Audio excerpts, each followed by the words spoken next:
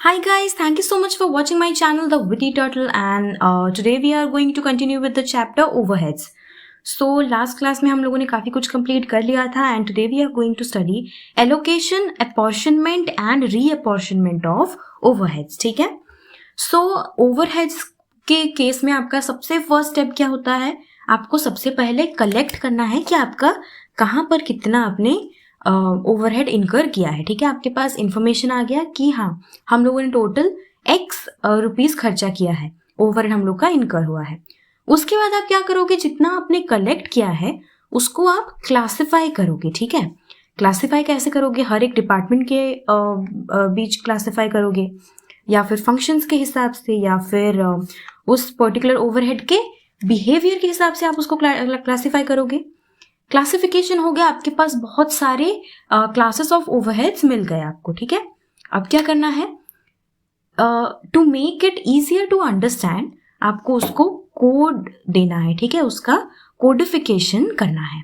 ठीक है, सो कलेक्शन के बाद आपको क्या करना है, उसको क्लासिफाई करना है, कोडिफिकेशन करना है. उसके बाद क्या करना है आपको, उसके बाद आपको एलोकेट करना है. What is allocation? आपको उसको चार्ज करना है एक कॉस्ट यूनिट या फिर एक कॉस्ट सेंटर को. ठीक है, कोडिफिकेशन के बाद आपको क्या करना है, एलोकेशन. एलोकेट हो गया. ठीक है, एलोकेट होने के बाद आपको उसको एपोर्शन करना है. What is एपोर्शन? एपोर्शन मतलब इसको आप ऐसे सोच लो कि एक प्रोपोर्शन में, एक रेशियो में आपको उसको डिवाइड करना है, डिस्ट्रीब्यूट करना है उस ओवरहेड को बिटवीन द और इनटू द प्रोडक्ट यूनिट्स. जितने यूनिट्स हैं आपके पास उसके बीच में आपको उसको एक पर्टिकुलर रेशियो में डिवाइड करना है. ठीक है, सो उसके लिए सबसे पहला चीज़ हमें क्या करना है, कुछ प्रोसेसेस हैं जो कि हमें, कुछ स्टेप्स हैं जो कि हमें फॉलो करना है. पहला है डिपार्टमेंटलाइजेशन करना है. What is departmentalisation?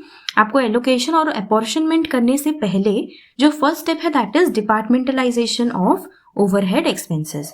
डिपार्टमेंटलाइजेशन मतलब आपके फर्म में या आपके ऑर्गेनाइजेशन में आपको डिपार्टमेंट्स बनाने हैं. ठीक है, you have to create what, you have to create departments so that आपका जो ओवरहेड एक्सपेंसेस हैं वो सब बहुत आसानी से, बहुत कन्वीनियंटली एलोकेट भी हो जाए और अपॉर्शन भी हो जाए to these departments.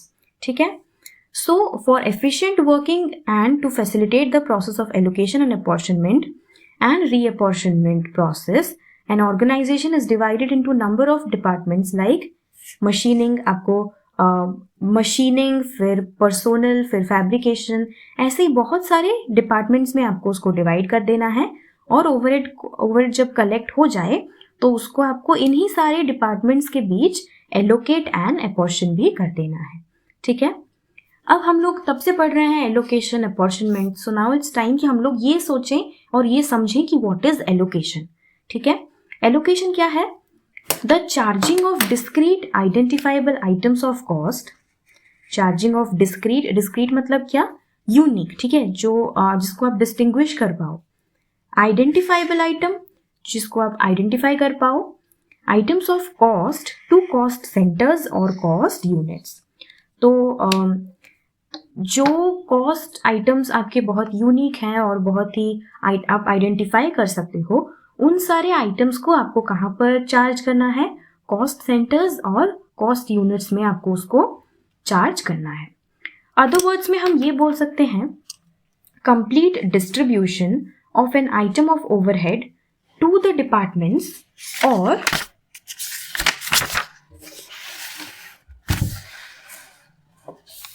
products on logical or equitable basis is called what? Called allocation. ठीक है, आपको एक लॉजिकल या फिर एक इक्विटेबल मतलब क्या, एक पर्टिकुलर रेशियो या प्रोपोर्शन में आप बोल सकते हो, वैसे में आपको उसको एलोकेट करने को बोला जाता है एलोकेशन. राइट, और यहाँ पर क्या बोल रहा है, where a cost can be clearly identified with a cost centre और cost unit then it can be allocated to that particular cost centre और यूनिट. जो कॉस्ट एक पर्टिकुलर कॉस्ट सेंटर के साथ क्लियरली आइडेंटिफाई हो जाए, ठीक है, उसको उसी कॉस्ट सेंटर या यूनिट के साथ ही एलोकेट कर लेना चाहिए. और एलोकेशन क्या है? It is a process by which cost items are charged directly to a cost unit और कॉस्ट सेंटर. ये डायरेक्टली चार्ज हो जाता है। Thus, allocation is a direct process of identifying overheads to cost units. I hope allocation is clear to you. अभी देखते हैं what is apportionment. Apportionment नाम सुनते ही आपको थोड़ा proportion टाइप लग रहा है, बस आपने बस सही समझा है, proportion में डिवाइड करने को बोला जाता है apportionment. The allotment of proportions of items to cost centers, उसको बोला जाता है cost apportionment. और क्या है? If it is not possible to charge the overheads to a particular cost center or cost unit, they are to be apportioned to various departments on some suitable basis. Okay, इस बात को समझने की कोशिश करो कि ये एक प्रोडक्ट है, ठीक है। इस प्रोडक्ट को बनाने में बहुत सारे ओवरहेड्स इनकर हुए हैं। अब ये जो ओवरहेड्स इनकर हुए हैं उसको हम लोग किसी पर्टिकुलर हेड के अंडर में चार्ज कर सकते हैं, ठीक है। जैसे कि यहाँ पर आपका जो भी एडमिनिस्ट्रेटिव ओवरहेड इनकर हुआ है, ठीक है, उसको आप लेट्स से आप यहाँ पर जो सीए में काम कर रहे हैं हिमालय में, उनके बारे में बात करते हैं। तो उनको जो भी सैलरी दिया जा रहा है, उनके ऊपर जो खर्चा किया जा रहा है, वो आपका कहाँ पर चार्जेबल हो जाएगा? एडमिनिस्ट्रेटिव ओवरहेड में चार्जेबल हो जाएगा। एडमिनिस्ट्रेटिव ओवरहेड में कहाँ? अकाउंट्स एंड फाइनेंस में। लेकिन आप सोचो, अगर आप उसको एडमिनिस्ट्रेटिव डिपार्टमेंट में चार्ज नहीं कर पाते तो आप क्या करते? तो आप उसको बाकी सारे डिपार्टमेंट्स में एक इक्वल या फिर एक प्रॉपर रेशियो में, प्रॉपर प्रोपोर्शन में आप उसको डिवाइड करते, है ना। That is known as your apportionment. जहां पर ओवरहेड्स को किसी एक पर्टिकुलर कॉस्ट सेंटर या कॉस्ट यूनिट के साथ आप एलोकेट नहीं कर सकते हो, उस केस में क्या करते हो? वेरियस डिपार्टमेंट्स के बीच में, बहुत सारे जितने भी डिपार्टमेंट्स हैं उनमें से जो भी सूटेबल होगा, उन सारे डिपार्टमेंट्स के बीच में एक रेशियो में आप उसके ओवरहेड को अपॉर्शन कर देते हो, ठीक है। The basis for apportionment is normally pre determined and the process is called apportionment of overheads, right? It is decided after a careful study of relationships between the base and the other variables within the organization. The cost accountant must ensure that the selected basis is the most logical. Cost accountant की जिम्मेदारी क्या है? That he needs to ensure this कि उन्होंने जो basis select किया है, जिस basis पर आपको उसको apportion करना है, that basis is the most logical one, ठीक है। Because that is the job of cost accountant. उनको बैठ के वहां पर जर्नल लेजर नहीं बनाना है। He needs to make sure कि जो डिसीजन वो ले रहे हैं that has to be the most logical, ठीक है। इसको आसान भाषा में क्या बोल सकते हैं? Distribution of various items of overheads in portion to the departments or products on logical or equitable basis, ठीक है। आप जो भी वेरियस आइटम्स ऑफ ओवरहेड्स हैं उसको आप प्रॉपर प्रोपोर्शन में आप डिवाइड कर दो सारे डिपार्टमेंट्स के अंडर में। A general example of various basis that may be used for the purpose of apportionment, जैसे कि लेट्स से आप रेंट पे कर रहे हो एक बिल्डिंग के लिए, ठीक है। तो यहाँ पर आप किस बेसिस पर आप सारे डिपार्टमेंट्स में अपॉर्शन करोगे इसके खर्चे को? लेट्स से यहाँ पर आपने 10,000 इनकर करा है ओवरहेड कॉस्ट, सो यहाँ पर आप किस बेसिस पर आप डिवाइड करोगे सारे डिपार्टमेंट्स में? फ्लोर स्पेस ऑक्यूपाइड के बेसिस में। नेक्स्ट क्या बोल रहा है? General lighting. जनरल लाइटिंग जो होता है आपके ऑर्गेनाइजेशन में, वो किस बेसिस पर किया जा सकता है? Number of light points in each department, उसके बेसिस पर किया जाता है। या फिर अगर लाइट पॉइंट्स नहीं है तो इस केस में भी वो floor space occupied by each department के बेसिस पर करते हैं। ये हम लोग आगे आने वाले क्वेश्चंस में देखेंगे, तब आपका कॉन्सेप्ट एकदम क्रिस्टल क्लियर हो जाएगा। नेक्स्ट है टेलीफोन चार्जेस। टेलीफोन चार्जेस किस बेसिस पर होता है? Number of extensions in a department में जितने एक्सटेंशंस हैं उस बेसिस पर आपका टेलीफोन का खर्चा आएगा। उतनी बार आप कॉल करोगे, सो उस बेसिस पर आपका टेलीफोन का खर्चा आएगा। नेक्स्ट है डेप्रिसिएशन ऑफ फैक्ट्री बिल्डिंग। ये आप खुद सोचो, जहां पर भी बिल्डिंग दिखता है ना आपको, 80% ऑफ द केसेस में वो फ्लोर स्पेस के बेस पर ही होता है। नेक्स्ट है आपका मटेरियल हैंडलिंग। ये सोचो, मटेरियल हैंडलिंग किस बेसिस पर होता है? नंबर ऑफ मटेरियल रिक्विजिशंस और वैल्यू ऑफ मटेरियल इशूड। जितना आपने मटेरियल अपने एक्वायर किया है उस बेसिस पर होता है। So the above list is not exhaustive and depending upon peculiarities of the organization. So ये बोल रहा है कि ये जो लिस्ट अभी हम लोगों ने देखा कि ये एग्जॉस्टिव नहीं है, मतलब ये एकदम पत्थर की लकीर नहीं है. It depends on what? It depends on the uniqueness और peculiarities of the organisation. It could be extended also. ठीक है, इसको आप एक्सटेंड भी कर सकते हो, इसको आप थोड़ा बहुत चेंज भी कर सकते हो. सो ऐसे टाइप में जो एलोकेशन होता है, this is known as what? This is known as primary distribution of overheads. Right, primary distribution of overheads. Now see distinction between allocation and apportionment. आपको आई थिंक समझ में आ गया है अपॉर्शनमेंट और एलोकेशन का क्या डिफरेंस है.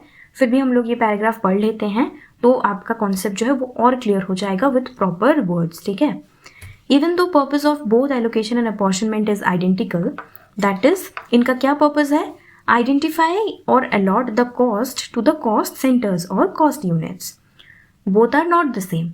ये दोनों का purpose जो है कि आइडेंटिफाई करना या एक आइटम, कॉस्ट आइटम को उस कॉस्ट सेंटर या यूनिट के साथ एलोकेट करना, ये इनका पर्पस है. लेकिन ना ये दोनों टर्म्स सेम नहीं है. दे माइट साउंड सिमिलर, लेकिन वो दोनों सेम नहीं है. एलोकेशन क्या है? Allocation deals with the whole items of cost. Item cost का जो सारे आइटम्स है ना उसके साथ डील करता है एलोकेशन. लेकिन अपॉर्शनमेंट क्या है? अपॉर्शनमेंट उस कॉस्ट आइटम के एक प्रोपोर्शन के साथ ही डील करता है. ठीक है. एलोकेशन क्या है? It is a direct process of departmentalisation of overheads. Departmentalisation of overheads, whereas apportionment needs a suitable basis for sub division of the cost. ठीक है. ये क्या है? एलोकेशन क्या है ना, आपको उस ओवरहेड को एलोकेट करने के लिए आपको एक पर्टिकुलर डिपार्टमेंट की ज़रूरत पड़ेगी. उस डिपार्टमेंट की ज़रूरत पड़ेगी जिस डिपार्टमेंट के साथ वो कॉस्ट डायरेक्टली आइडेंटिफाइबल हो जाता है. लेकिन एलोकेशन के अपॉर्शनमेंट के केस में क्या है? आपको अगर कोई सूटेबल नहीं मिल रहा है, सूटेबल डिपार्टमेंट जिसके साथ वो डायरेक्टली आइडेंटिफाइबल हो जाए, तो उस केस में आपको क्या करना है? उस कॉस्ट को आपको एक सूटेबल बेसिस पर डिवाइड करना है सारे डिपार्टमेंट्स के अंदर. That is your apportionment. Whether a particular item of expense can be allocated और apportioned, it does not depend on the nature of expense. Does not depend on the nature of expense, but it depends on the relation with the cost center or cost unit to which it is to be charged. ठीक है. जब भी कोई particular cost item को आपको allocate करना है या अपॉर्शन करना है, सो ये उस एक्सपेंस के नेचर पर डिपेंड नहीं करता है, बट किस पर डिपेंड करता है?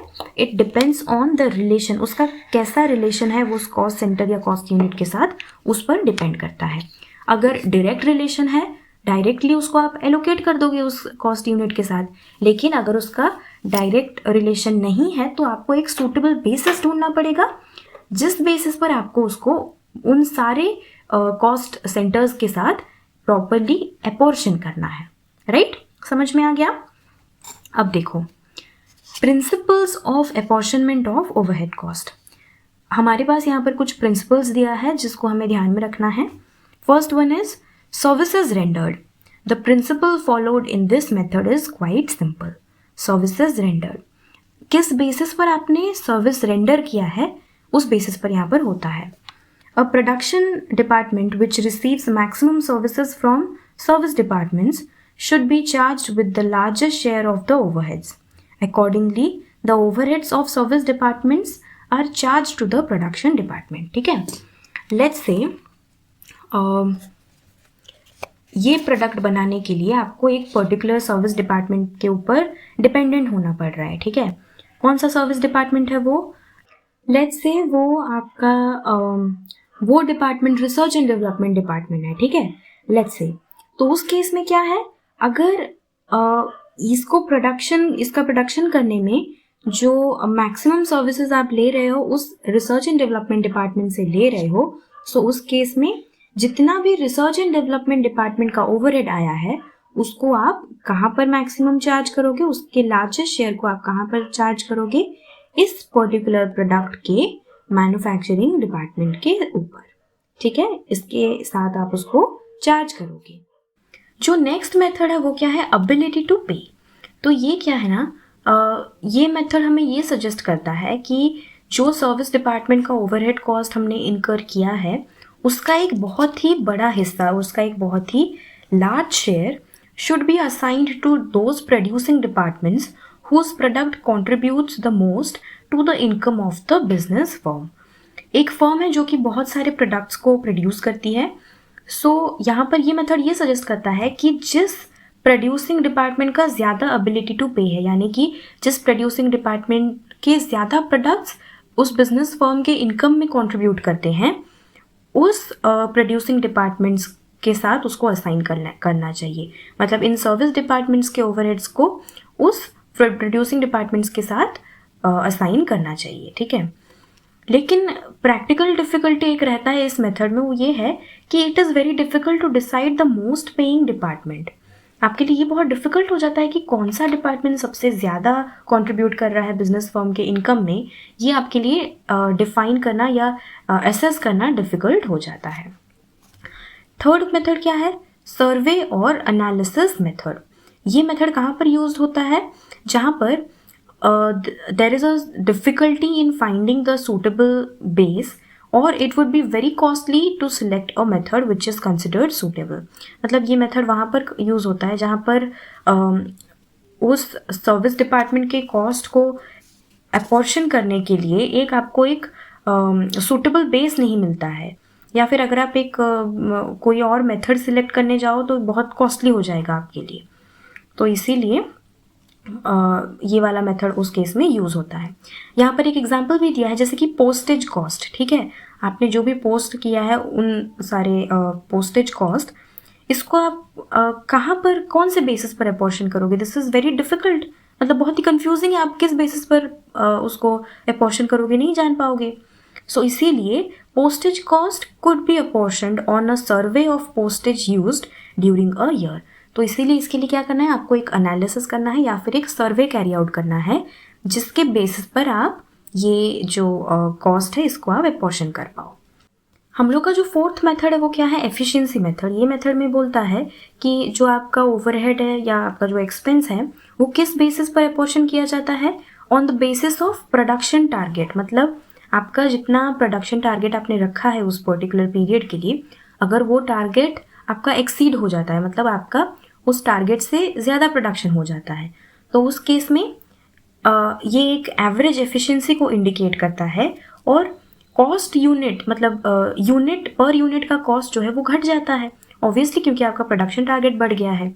और अगर आपका जो टारगेट अचीव नहीं हुआ रहता है, मतलब अगर आपने 20,000 यूनिट्स सोचा है और वो आपका 18,000 यूनिट्स पर रुक गया है, आपका टारगेट अचीव ही नहीं हुआ है, उस केस में क्या है, जो आपने पर यूनिट कॉस्ट सोचा होगा वो बढ़ जाएगा, वो ज़्यादा हो जाएगा। The unit cost goes up, disclosing thereby the inefficiency of the department. उस डिपार्टमेंट के इनएफिशिएंसी को ये इंडिकेट करता है, ठीक है। तो जो सबसे सूटेबल मेथड है या जो सबसे ज़्यादा यूज़ होता है जो मेथड, वो है या तो एबिलिटी टू पे वाला मेथड, या फिर मोस्टली यही वाला मेथड आपका ज़्यादा यूज़ होता है, सर्विसेज रेंडर्ड, ये वाला ज़्यादा यूज़ होता है, right. I hope this class is clear to you. और यहाँ पर आज हम लोगों ने क्या क्या पढ़ा, हम लोगों ने बहुत ज़्यादा कॉन्सेप्ट नहीं पढ़ा है, लेकिन जो भी पढ़ा है I hope this is very clear to you. Allocation क्या है, अपॉर्शनमेंट क्या है, दोनों में क्या डिफरेंस है, और हमारे पास कितने प्रिंसिपल्स हैं to apportion the overhead cost, ठीक है। नेक्स्ट क्लास में हम लोग इलस्ट्रेशन नंबर 1 करेंगे और फिर आगे का जो भी है हम लोग पढ़ाई करेंगे। अगर आप लोग को आज का ही क्लास पसंद आया तो प्लीज़ इस वीडियो को लाइक कीजिए और इसे अपने दोस्तों के साथ शेयर कीजिए। मेरे चैनल द विटी टर्टल को सब्सक्राइब कीजिए, और अगर आप लोगों ने अभी तक मेरे टेलीग्राम चैनल को ज्वाइन नहीं किया है, so the link is given in the description box below, please go and check it out.